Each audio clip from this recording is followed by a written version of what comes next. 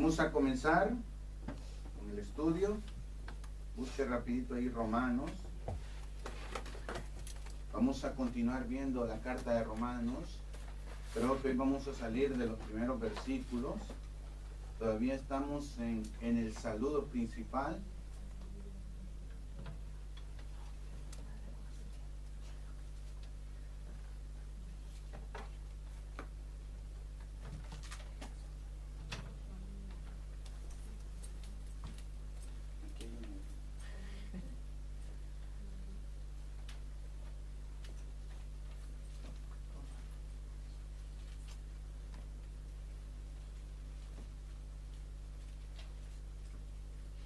Vamos a leer, hermanos, del versículo 5 del primer capítulo de Romanos al 7. Esperamos en el Señor que lo logremos terminar hoy. Amén. Amén. Leemos en el nombre del Padre, del Hijo y del Espíritu Santo. Romanos capítulo 1, del 5 al 7. Y por quien recibimos la gracia y el apostolado para la obediencia a la fe en todas las naciones por amor de su nombre, entre las cuales estáis también vosotros, llamados a ser de Jesucristo. Todos estáis en Roma, amados de Dios, llamados a ser santos. Gracia y paz a vosotros de Dios nuestro Padre y del Señor Jesucristo. Te damos gracias, bendito Señor, por esta oportunidad y este privilegio que tú das a tu pueblo de poder escudriñar tu escritura, de poder tener estos estudios. Te pedimos, Señor, que sea tu espíritu en este momento, que podamos aprender, Padre, que además de recibir el conocimiento, podamos poner en práctica lo que aprendemos de ti. Gracias, Señor, porque tenemos esta oportunidad de poder escudriñar a fondo cada palabra de las que tú has dejado. Habla nuestras vidas, enséñanos el camino correcto para darte gloria y honra por la eternidad. En Cristo Jesús. Amén. ¿Pueden acomodarse, hermanos? Vamos a ver el final del, podría decir yo, del saludo. Y vamos a ver algo bien importante, vamos a ver el ministerio apostólico que tenía el apóstol Pablo. Es importante entender, hermanos, que Pablo era un apóstol. Amén. Nosotros nos damos cuenta que la Biblia nos enseña que los 12 apóstoles del Señor Jesús tienen un lugar especial en el cielo. Y yo siempre me he preguntado cuál sería el lugar del apóstol Pablo. ¿Nunca se lo ha preguntado usted? Ya que la Biblia nos enseña de que los discípulos tienen ya una silla reservada en los cielos. Ahora bien, hermanos, vamos a comprender por qué es importante saber cuál es el apostolado que llevaba o que representaba Pablo. Pablo, quiero ir anexando para que vayamos teniendo un poquito de información. Escribió la carta en el año 56 después de Cristo, cuando estaba en la ciudad de Corinto. Pablo no había visitado aún la iglesia de Roma. Él deseaba ir allá y oraba que Dios hiciera posible esta visita. Nosotros podemos ver esto que lo estoy recomendando en Romanos capítulo 1, versos del 10 al 12, y en el capítulo 15 del 23 al 24. Y esto, hermanos, hace que el libro de Romanos sea un libro especial, ya que Pablo tenía una ansia de ir. Esto nos da a entender de que cuando él llegó, o cuando él iba a llegar, ya Dios lo había preparado. Ya esta carta que fue dirigida iba impregnada del Espíritu del Señor. Por eso tiene tanta doctrina, tiene tanta información buena, tiene tantas cosas que a nosotros como hijos de Dios nos puede servir tanto. Como le repito, si usted no ha leído Romanos, usted no sabe muchas cosas de la palabra del Señor. No sabe qué es la gracia, no sabe por qué somos salvos, no sabe cuál es la circuncisión que hay entre el pueblo de Israel y nosotros. Tantas cosas que la Biblia nos enseña. Pero gracias al Señor que nos ha permitido de poderla estudiar. Ahora bien, hermanos, vamos a ir despacito. Yo quiero hacer mención primero del versículo 5. Dice el versículo 5: ¿y por qué recibimos la gracia y el apostolado? Para la obediencia a la fe en todas las naciones por amor de su nombre. Vamos a enfatizar varias cosas. Lo primero, ¿qué es lo que recibimos del Señor? Es importante entender en este punto que habiendo descrito el Evangelio y a la persona central del mensaje que predicaba Pablo, que lo vimos en la última clase, que sabemos que quién era el centro del Evangelio. Nosotros vimos en la última clase la humanidad de Cristo y la deidad del Señor Jesucristo. Podemos entender que el Evangelio son las buenas noticias ¿para quiénes? Para las personas como usted y como yo, que no éramos judíos, que no conocíamos ningún Dios, que adorábamos todo lo que era sobrenatural, sin saber que había un Dios verdadero. Amén. Ahora bien, haciendo referencia al ministerio apostólico que Dios le había dado al apóstol Pablo, encontramos, lo primero, la fuente de su ministerio. Segundo, el propósito de su ministerio. Y vamos a ver en este momento cuál era esa fuerza del ministerio de Pablo. Cuando nosotros vemos el 5, encontramos una palabra que dice: por quien recibimos la gracia y el apostolado. Ahí nosotros encontramos que la fuerza del ministerio apostólico de Pablo, Cristo mismo fue quien le dio a Pablo la gracia y el ministerio. Es importante que nosotros reconozcamos como personas que queremos servir a un Dios vivo, al Dios de la Biblia, que las cosas las da Él. Amén. Las cosas no las agarra usted.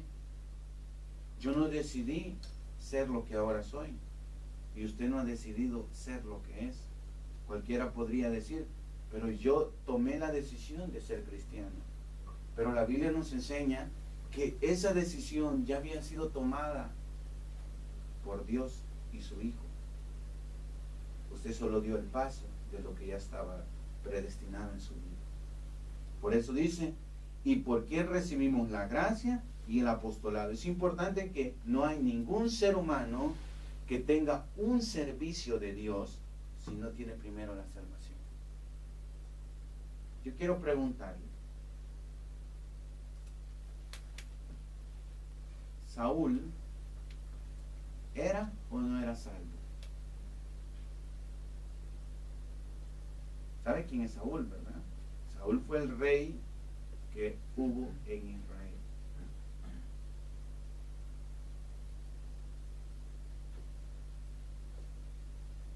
Es una gran pregunta. ¿Sabe por qué? Porque la Biblia enseña de que Saúl llegó a un punto donde tenía un demonio que lo atormentaba. Llegó a un punto de odiar tanto a David que dijo un día que con la lanza que tenía en su mano lo iba a atravesar. Su corazón se llenó de odio, de ira, y llegó a un extremo exagerado de meterse con el ocultismo y la brujería. Se acercó a una bruja y le dijo que quería hablar ¿con quién? Con Samuel, cuando Samuel ya había fallecido. Entonces nosotros vemos, hermanos, que los pecados de Saúl fueron pecados bien serios Pero la pregunta es, ¿fue salvo o no fue salvo? ¿Quién le dio el ministerio a Saúl? Fue Dios. El pueblo lo exigió, pero fue Dios el que lo permitió. Y ahí nosotros encontramos que el rey David recibió también el ministerio, pero en esta ocasión no fue el pueblo. Fue Dios que dijo, hoy yo voy a buscar uno, porque el que ustedes buscaron no sirvió. Entonces vamos a ver detenidamente esto. Dice, ¿por quién recibimos la gracia y el apostolado? Lo primero, tenemos que entender que la gracia de Dios se manifiesta de dos formas. Está la gracia salvadora y la gracia santificadora. Pregunta, ¿cuál es la gracia que no se pierde? ¿La santificadora o la salvadora? ¿Dónde encontramos una referencia de la salvadora? Dice, por ejemplo, si usted lo quiere buscar en Efesios 2:8, somos salvos por gracia, mediante la fe, y esto no es de vosotros, sino un don de Dios. Donde hacemos referencia que la gracia santificadora es la del día, cuando usted le pide a su Dios, Padre, voy a ir a ver el empleo y te pido que seas tú conmigo, y empieza a darle el discurso, y usted va y usted cae bien. ¿Qué pasó ahí? Cristo puso gracia en usted, porque usted es fiel a Dios. Son dos áreas, hermanos, que implica que hay personas que tienen salvación y no tienen un servicio. Hay personas que tienen la salvación y no son muy puras. Y hay otras personas que también tienen la salvación, pero tienen un servicio, son más entregadas, son más puras. ¿Por qué? Porque son dos áreas. Y es importante que nosotros entendamos para no confundirnos. Ahora bien, después dice que recibió el apostolado. Tenemos que hacer referencia que Pablo recibió el ministerio de parte de Dios. Por el tiempo no vamos a ir a los textos, pero quiero que piense en lo que le voy a decir. La Biblia enseña que Pablo dijo un día, y lo que yo recibí, no lo he recibido de hombre. Me fue dado de parte de Cristo. O sea, tenemos que entender, hermanos, que aunque no nos guste, Dios sabe a quién pone. No tenemos que ser tan egoístas de pensar de que nosotros merecemos más que otras personas. No caigamos en este error como cayó Saúl, de creer que él era más que otros o menos que otros. Solo Dios sabe cuánto valemos para Él, y nosotros nos vemos iguales toditos. Ni usted es más que yo, ni yo soy más que usted. Y esta era la fuerza que tenía Pablo dentro de él. Saber en quién estaba creyendo, saber cuál era el servicio que estaba haciendo, y saber qué es lo más importante, saber para quién estaba trabajando. No se estaba trabajando para las personas, se estaba trabajando para Dios. ¿Dónde vemos que él acepta esto? Cuando dice Colosenses 3:23, y todo lo que hagáis, hacedlo para el Señor y no para los hombres. Pero él hace una referencia y dice, todo lo que hagáis, hacedlo como para el Señor, no para los hombres. Porque servimos al hombre, pero servimos a Dios. Ahora bien, segundo, el propósito de su ministerio. Pablo describe el propósito fundamental de su ministerio apostólico en la siguiente manera. Vea lo que dice siempre el 5, después del para la obediencia a la fe en todas las naciones por amor de su nombre. Dos factores importantes. El primero,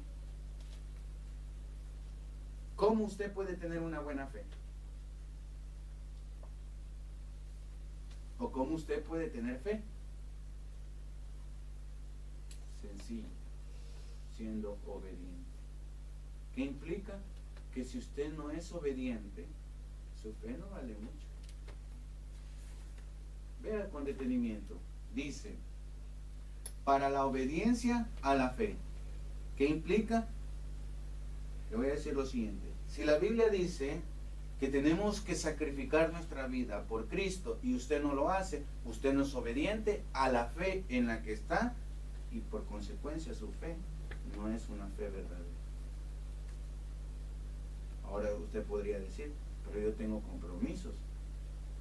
Pero el compromiso de Dios está por encima de sus compromisos. Pablo dejó todo por Cristo. Y nosotros no queremos dejar ni el café.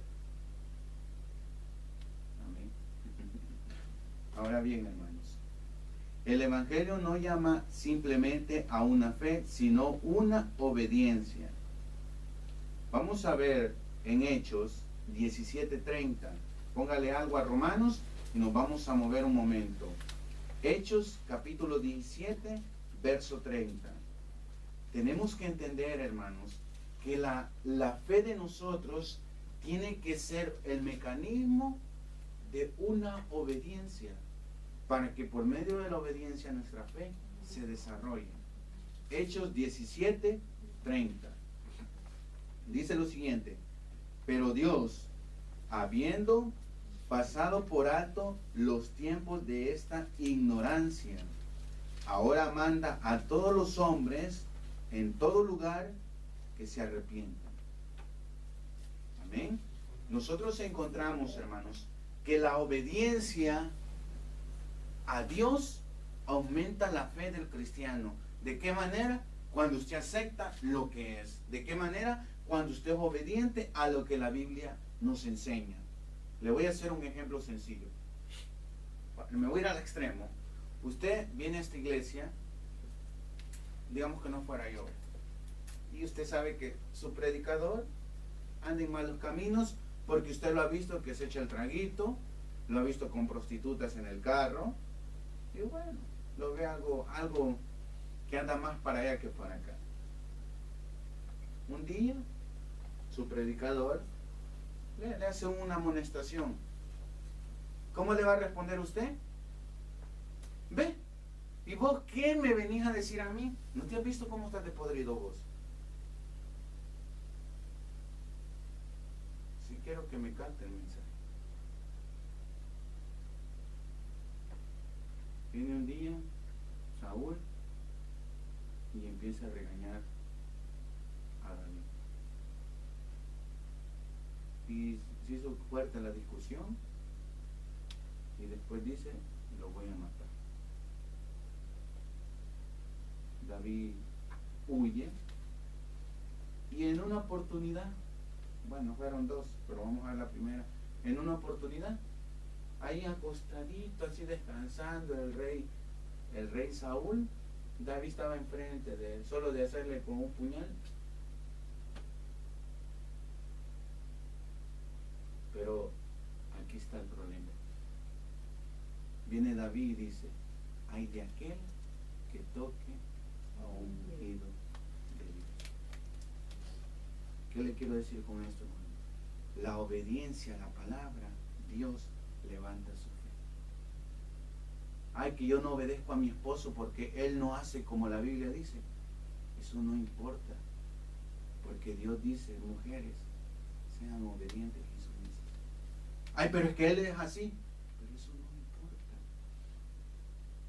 Es que los hermanos son mal portados, pero usted sea diferente.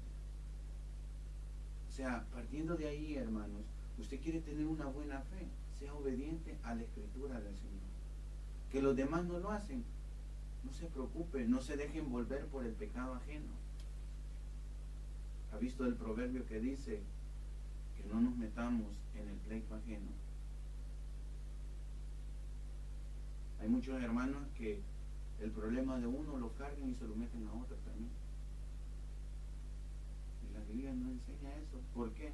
Porque así usted no va a ser obediente y su fe no va a crecer. Y esto es grave, porque si su fe no crece, usted tampoco crece. Y usted puede llegar a tener 20 años en Cristo y no saber nada de Dios. Pero es que yo me puedo toda la Biblia. Pero la Biblia, ¿sabía usted que el que traduzco de latín el que hizo la traducción de la Biblia, del Nuevo Testamento, se la puede completita, pero no conoce a Dios? Y cuando le habla de la escritura, hermano, no solo porque usted es lector, usted cree que sabe más o está mejor que otro. Muchas veces es más importante obedecer al Señor. Ahora bien, nuestra fe se muestra genuina a través de la obediencia.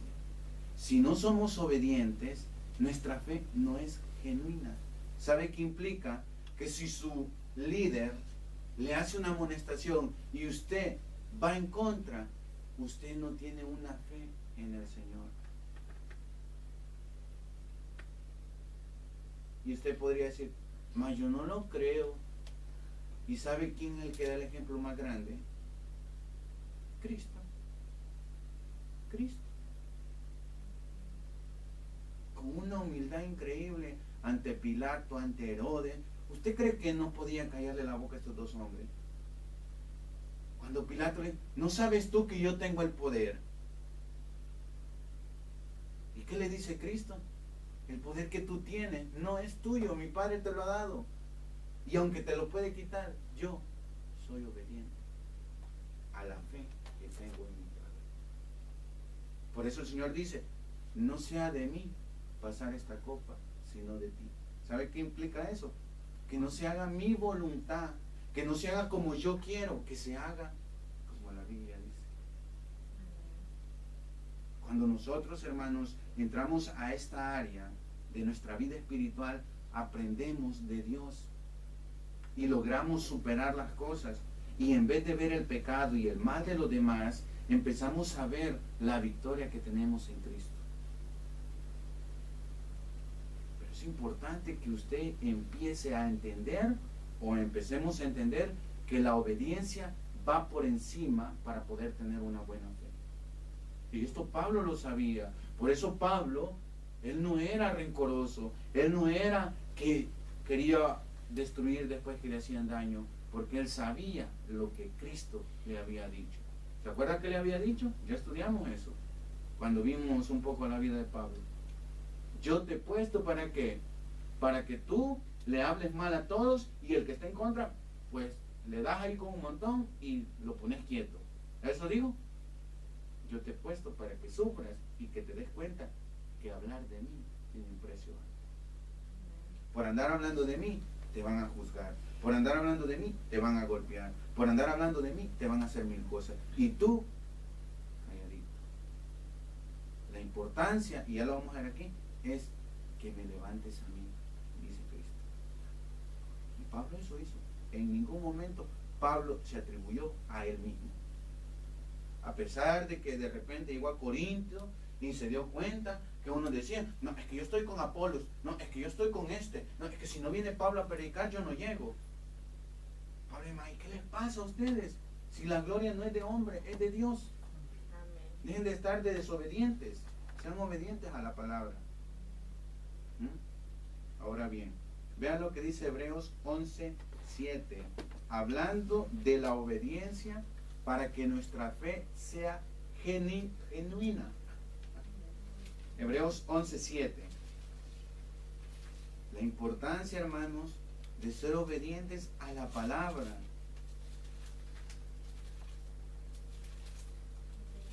Once 7 dice lo siguiente: por la fe, Noé, cuando fue advertido por Dios acerca de cosas que aún no se veían, con temor preparó el arca en que su casa se salvase, y por esa fe condenó al mundo y fue hecho heredero de la justicia que viene por la fe. ¿Qué implica esto?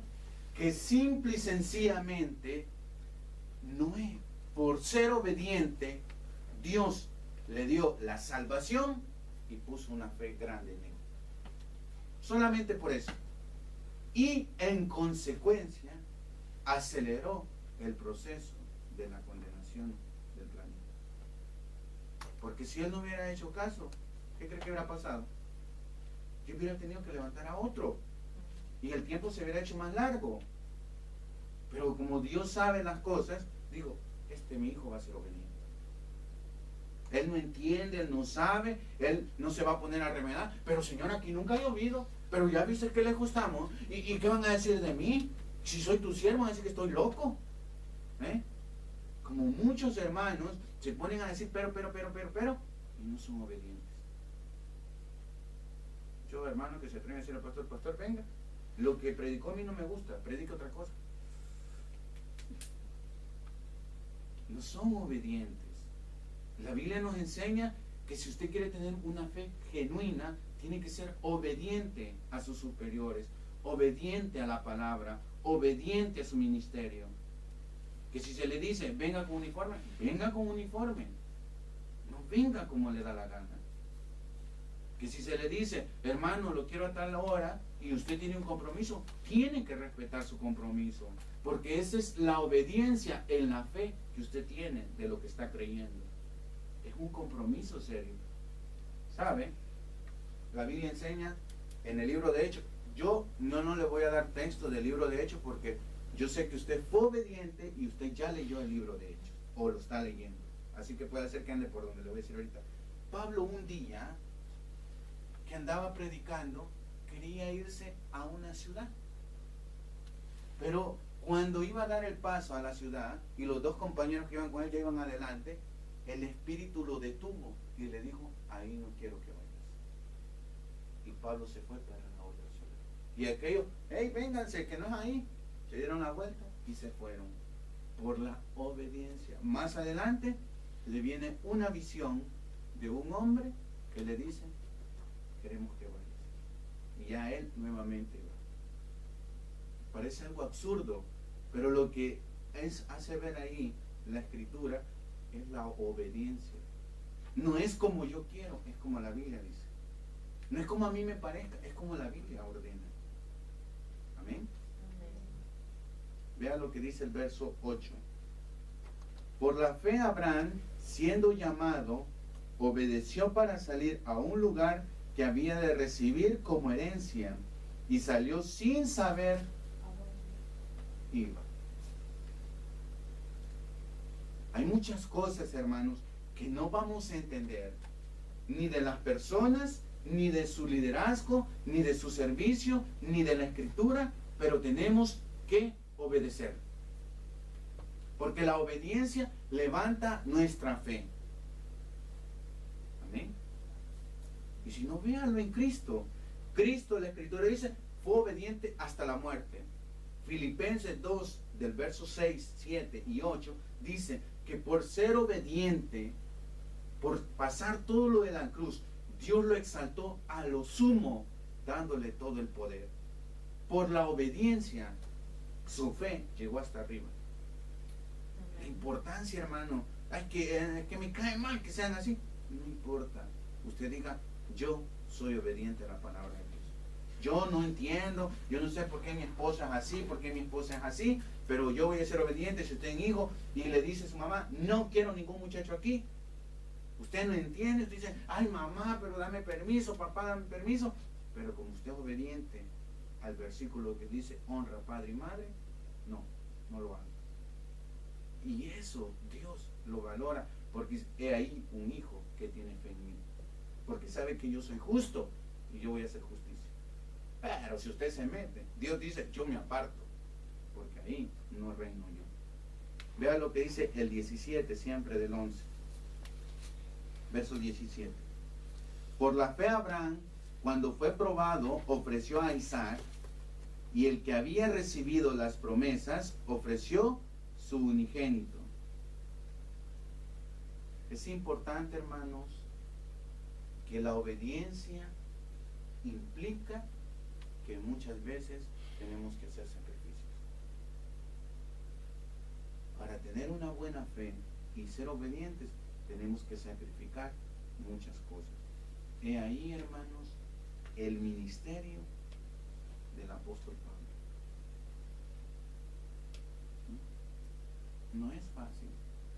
Hoy todos quieren un servicio, todos quieren esto, todos quieren iglesia, pero a lo fácil, a lo light. Como aquellas sopitas que venían en El Salvador, que les echaba agua y estaban prontas, ¿no?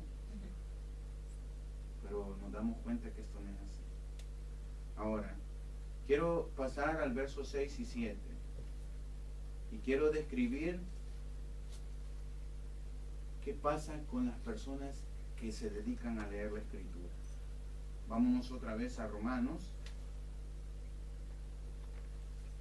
Y en el versículo 5, Pablo menciona otra cosa importante, que dice, en todas las naciones por amor de su nombre. Pablo menciona su llamado a ser apóstol a los gentiles, en el versículo 5. Ahora pasa a inclinar a los creyentes en Roma dentro de su ámbito de trabajo. En esta manera, Pablo puede justificar el hecho de escribirles que quiere visitarles. Vea por qué. Porque Pablo lo primerito que quiere hacer es llegar a Roma y exaltar una sola cosa. Se lo voy a volver a leer. Dice, después de que dice obediencia a la fe, en todas las naciones por amor de su nombre.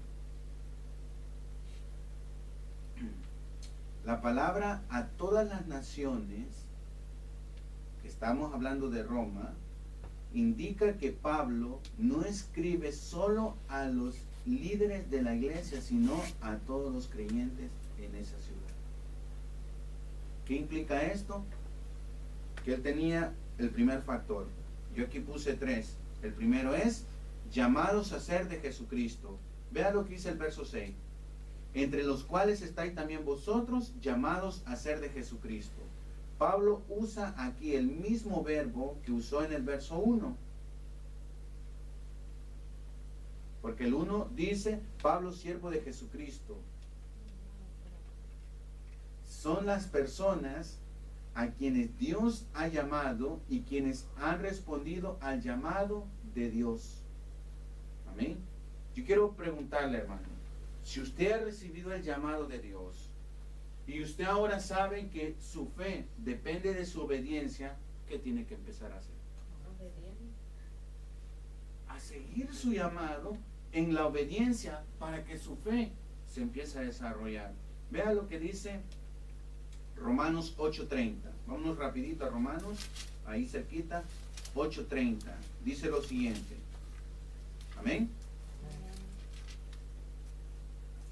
Dice, y a los que predestinó, a estos también llamó, y a los que llamó, a estos también justificó, y a los que justificó, a estos también glorificó. ¿Por qué es importante que cuando recibimos el llamado tenemos que obedecer para que nuestra fe crezca? Porque ya Dios ha prometido algo mejor para nosotros. ¿Qué dice? Que ya nos escogió a los que llamó, o sea, a usted y a mí, y los llamó, a estos también justificó. ¿Sabe qué implica? Que el llamado que usted tiene también lo lleva al perdón de sus pecados. Después dice más adelante, y a los que justificó, a estos también glorificó. ¿Por qué? Porque si nosotros somos obedientes al llamado, nosotros tenemos asegurado un lugar en el cielo. Por eso la Escritura dice, muchos son los llamados. ¿Por qué cree que dice la Escritura eso? Por una razón sencilla, porque hay miles de personas que sirven, pero al final que no sirven. Porque empiezan, pero terminan mal. Porque no creen que Dios los va a levantar siempre, ya que aquí la Escritura dice que por la predestinación del llamado que tuvieron, han sido para santificarnos y para glorificarnos en Cristo. Ahora bien, vea lo que dice el capítulo 9, verso 11, siempre de mí, de Romanos. Dice el 11, pues no habían aún nacido, ni habían hecho aún ni bien ni mal, para que el propósito de Dios conforme a la elección permaneciese, no por las obras, sino, ¿por qué cosa? Por el llamado. ¿Se da cuenta, hermano? Que nosotros servimos a Dios no por hacer obras, no por nada, Por una sencilla razón, porque Dios nos ha llamado. Por el llamado, nosotros tenemos estos privilegios. Yo nunca entendí que había sido llamado. Yo lo que entendí es que la vida era rica para disfrutar. Yo a mis 20 años lo que más deseaba era ponerme unas, quedar loco de las grandes borracheras. Y Dios me había ya escogido. ¿Y dónde lo veo? Del hecho que todavía estoy en pie, hablando de Él. Pero, ¿sabe una cosa? Yo puedo decirles hoy mismo, hermano, ya no tengo ganas de predicar. Búsquense otro predicador y yo me largo. Chao, hermano. ¿Quién me va a detener? ¿Alguien alguien de aquí me puede decir no lo haga? ¿O no puede hacerlo? Yo puedo hacerlo. Usted puede decir un día, hermano, yo ya no voy a seguir a Cristo. Hermano, está bien, ¿no? Usted tiene la libertad de hacer lo que quiera. Pero si usted sabe esto, que es llamado, que Dios tiene cosas grandes, pregunta, hermano, ¿por qué se va a ir? ¿Por qué va a dejar lo que Dios le ha ofrecido? Entonces, como que le hemos regalado una casa y usted dice, ¿y por qué la quiero? Ahora bien, vean lo que dice el versículo 24 del capítulo 9 de Romanos siempre. A los cuales también ha llamado, esto es, a nosotros, no solo de los judíos, sino también de los gentiles. ¿Sabe qué implica? Que desde la fundación del mundo, Dios llamó a su pueblo y también nos llamó a nosotros. Pero como todo es un proceso, fuimos despacito. Pero ahora que nosotros sabemos que esta promesa ya se cumplió, ahora a nosotros nos toca empezar a obedecer para que nuestra fe crezca. ¿Y qué vamos a obedecer? El llamado del Señor. ¿Y cuál es el llamado? A servirle, a predicar, a llevar su nombre, a sacrificarse por Dios. Gálatas 2:20. ¿Cuántos saben qué dice? Y ya no vivo yo. Y ahora, gracias al llamado, Cristo vive en mí. No dice eso, pero eso estoy anexando. Y lo que ahora yo vivo en mi carne, lo vivo en la fe del Hijo de Dios, el cual se entregó y me amó. ¿Por qué, hermanos? Porque es así como nosotros tenemos que empezar a valorar el llamado que tenemos en Cristo Jesús. Segundo, amados de Dios. Vámonos otra vez a Romanos 1 y vea lo que dice el verso 7. A todos los que estáis en Roma, amados de Dios, llamados a ser santos. Es importante ver que el llamamiento implica que somos amados por Dios. Va a ver lo que quiero decir. Vivir en Roma quizás constituía un gran privilegio. Era el centro del imperio y un lugar de gran cultura y educación. Sin embargo, el ser amado de Dios era aún mayor privilegio y Pablo deseaba que los creyentes en esa ciudad sean conscientes de esto. Vamos a traducir esto. Es verdad, hermanos, nosotros tenemos el llamado, pero son pocos los que son amados de Dios. Y quiero que usted piense por un minuto, ¿qué es mejor? ¿Es recibir las cosas del mundo, la fama, la alegría, el dinero del mundo, o recibir el ser amados de Dios por su sacrificio para conmigo? Por eso piense, ¿qué sería mejor? ¿Usted cree que lo que el mundo nos ofrece es mejor que Dios nos ama? El mundo ofrece mil y una cosas. ¿Cuánta gente se ve? Y yo conozco que dedica su tiempo a estudiar, a esforzarse, a esto, trabajan de sol a sol para tener una mansión, para tener esto. Pero todo eso, hermano, sin el amor de Dios, no tiene sentido. Entonces nosotros nos damos cuenta que además... Y usted sabe que Dios no ama como ama a usted. Que un mes ama y el otro mes deja tirado todo. Dios ama y el amor de Dios es incondicional. ¿Dónde lo vemos? En Pedro. Pedro le falló y Dios no lo desechó. Judas falló y Dios no lo desechó. Judas no entendió el llamado. Judas no obedeció a la fe. Hasta el final, en frente de hombres pecadores corruptos que no iban a entender, él dice: he entregado sangre inocente, no quiero estas monedas. Se las tira en los pies. ¿Ya para qué? Cuando tenía que correr, como hizo Pedro. Pedro ahí asustado, y los discípulos: y si no, no te preocupes, Dios te va a perdonar. Y si no me perdona, a Pedro se le había olvidado lo que Cristo le dijo. Pedro, vení para acá. ¿Qué? Te voy a decir una cosa. ¿Qué? Satanás te ha pedido para zarandearte. Pero yo he rogado al Padre. ¿Para qué, hermano? Para que tu fe no falte. Al final, Pedro fue obediente. ¿Que era desobediente? No hay duda. Rebelde, malcriado, incluso con un cuchillo. ¡Ya! No toquen a mi Jesús. Rebelde de todas formas. Pero al final, por la fe, empezó a ser obediente.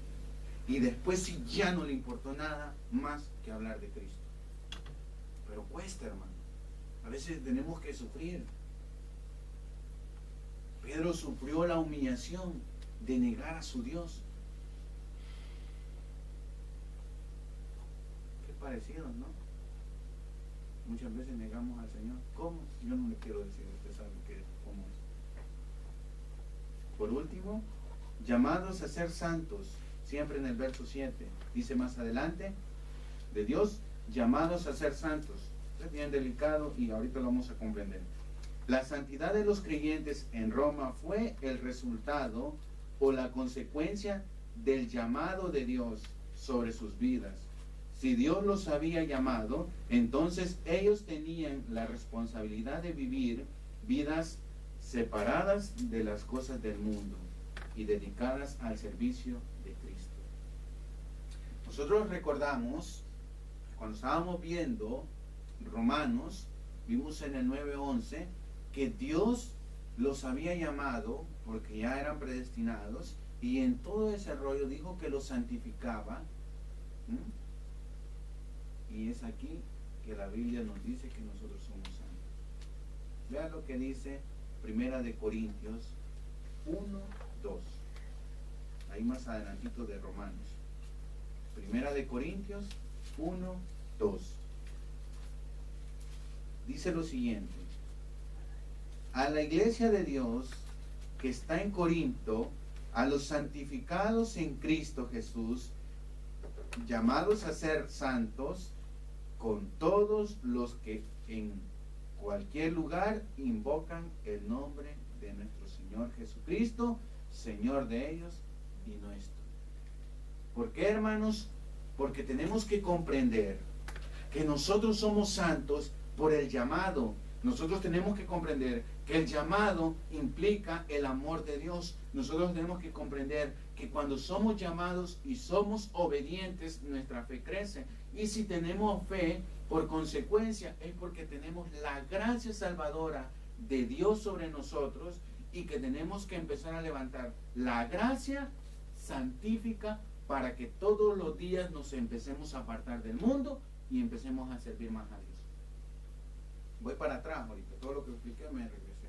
¿Por qué, hermano? Porque todo esto tiene que ir unido para que nosotros comprendamos cuál es el llamado, cuál es el propósito, la importancia de leer la Escritura, la importancia de vivir bajo la gracia.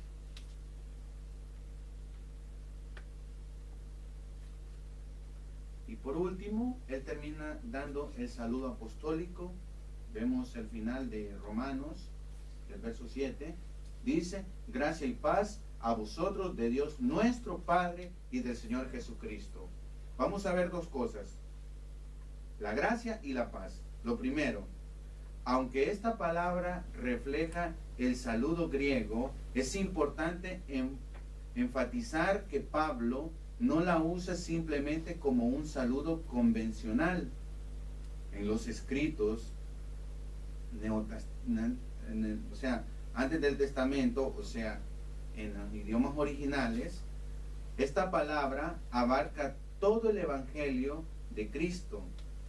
Y la palabra sería charis, significa el amor inmerecido de Dios manifestado en la persona de Cristo. La palabra ocurre 24 veces solo en el libro de Romanos. ¿Qué palabra es? La palabra gracia. ¿Por qué? Si usted ve casi en todas las epístolas de Pablo, dice gracia y paz a vosotros. Casi en todas. Porque tenemos que entender, hermanos, que nosotros tenemos la gracia del Señor en nuestras vidas. Y la Biblia nos enseña que tenemos que buscar la gracia para ser santos, para santificarnos aquí, delante de la presencia de Dios y de esta humanidad. Ahora bien, la palabra paz. Este término representa el saludo judío para los judíos. La palabra shalom, que es paz, no significaba simplemente la ausencia de tensiones, sino también todas las bendiciones que vienen de saber que Dios está a favor nuestro. Podemos notar la manera en que Pablo usa esta palabra en Filipenses 4:7, que ya lo vamos a ver. Quizás el mejor comentario sobre el significado de este término es provisto por Pablo en Romanos. Pero vamos a ver primero Filipenses. Vea lo que dice Filipenses 4:7. Vaya a seguir rapidito a Filipenses, después de Gálatas, Efesios, y ahí está Filipenses 4:7. Dice lo siguiente: y la paz de Dios, que sobrepasa todo entendimiento, guardará vuestros corazones y vuestros pensamientos en Cristo Jesús. Que implica que esta paz no es simplemente paz, hermano, no, es una paz que abarca tanto de Dios, que es capaz de guardarnos para Él. Por eso Cristo, ahora quiero que usted piense un minuto y entienda cuando dice: la paz que yo les doy no es como la paz del mundo. Amén. Ahora bien, en Romanos 8:28, vámonos a Romanos, encontramos la descripción más completa. Voy del 28 en adelante. Vea lo que dice: y sabemos que a los que aman a Dios, todas las cosas les ayudan a bien. Esto es, a los que conforme a su propósito son, ¿qué cosa? Llamados. Vea lo primero: porque a los que antes conoció, también los predestinó, para que fuesen hechos conforme a la imagen de su Hijo, para que Él sea primogénito entre muchos hermanos. Y a los que predestinó, a estos también llamó. Nuevamente el llamado. Y a los que llamó, a estos también justificó. La justicia que nosotros encontramos que sale en Abraham, y Abraham le fue contado por justicia, y encontramos que la palabra justicia equivale a gracia también. Entonces tenemos la gracia, y a los que tienen gracia, a estos también se los lleva para arriba, porque eso significa glorificar. ¿Qué pues diremos a esto? Si Dios es por nosotros, ¿quién contra nosotros? El que no escatimó ni a su propio Hijo, sino que lo entregó por todos nosotros, ¿cómo no nos dará también con Él todas las cosas? ¿Por qué, hermanos? Porque el sacrificio de Cristo, y aquí hay una pregunta: ¿cómo Dios no nos va a dar todo, hermano? ¿Cómo Dios no nos va a querer que cambiemos nuestra vida? ¿Cómo Dios no va a querer que seamos diferentes? Si Él está diciendo que dio a su Hijo lo más preciado por amor a nosotros, ahora a nosotros nos va a dar cualquier cosa si nosotros nos sometemos a Él. Amén. Por eso dice, si tu fe, volvemos a la fe, fuera auténtica, aunque tengas así de fe, tú podrías decirle a este monte, pásate de lugar. Amén. La importancia, hermanos. Dice más adelante el 33, ¿quién acusará a los escogidos de Dios? Pregunta, hermano, ¿quién cree que nos va a acusar? ¿Sabe que ni el enemigo, como lo hablaba el domingo, ni el enemigo puede, porque ya ni el nombre de nosotros tiene? Sí, tiene el de Pancholín aquí, pero este es carne y la carne aquí queda. Como dice la Escritura, del polvo somos, al polvo vamos, pero el espíritu se va con Dios. Posiblemente hay muchos hermanos que no quieren cambiar su vida y son cristianos, pues Dios dice, ok, no cambies, yo te quito del planeta Tierra, no te preocupes.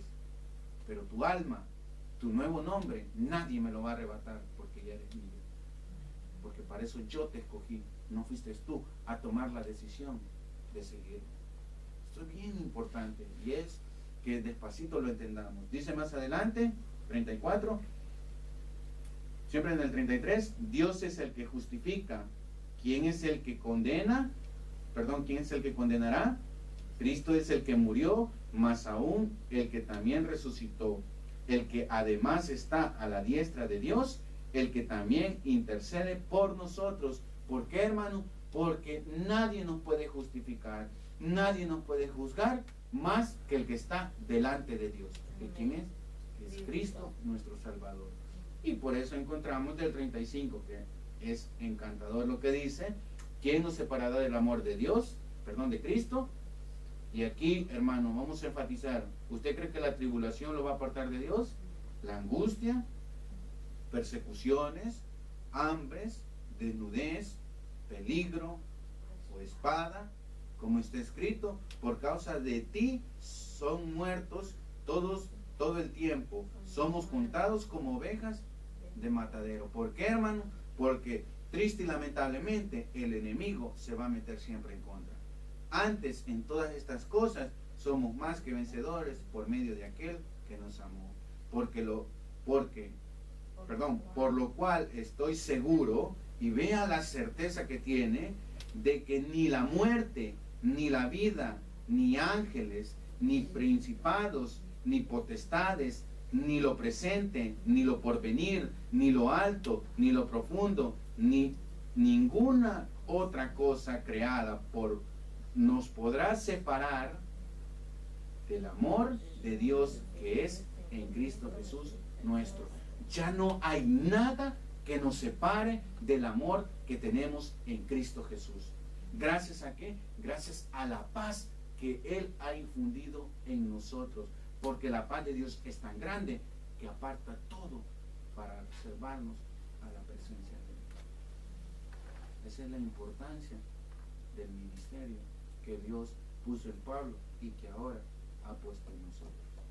Vamos a orar. Padre, gracias te damos, Señor, por el mensaje que tú nos has regalado. Hemos comprendido, Dios amado, que tú ya nos has escogido, que nos has llamado y que esperas obediencia para que nuestra fe pueda crecer. Estamos convencidos, Señor, de que tú eres un Dios real, de que tu palabra es eterna y para siempre. Te pedimos, bendito Señor, que siempre nos ayudes, que siempre nos des fuerza, que podamos comprender día a día tu palabra y que ya no caigamos, bendito Señor, en tentación ni en las garras del maligno. Guárdanos y protégenos y cada día enséñanos a estar delante de tu presencia y amarte de corazón. Gracias te damos, Señor bendito. Te pedimos que nos bendigas, que nos lleves con bien y que nos guardes de todo mal. Todo esto te lo hemos pedido en el nombre poderoso de Cristo Jesús. Amén y amén. Démosle un fuertísimo aplauso al Señor, hermanos. El predicador ha terminado su mensaje. Quisiera tener la seguridad que al morir irá al cielo. Invóquele de esta manera: Señor Jesús, te recibo hoy como mi único y suficiente Salvador personal. Creo que eres Dios, que moriste en la cruz por mis pecados y que resucitaste al tercer día. Me arrepiento, soy pecador. Perdóname, Señor. Gracias doy al Padre por enviar al Hijo a morir en mi lugar. Gracias, Jesús, por salvar mi alma hoy. En Cristo Jesús, mi Salvador.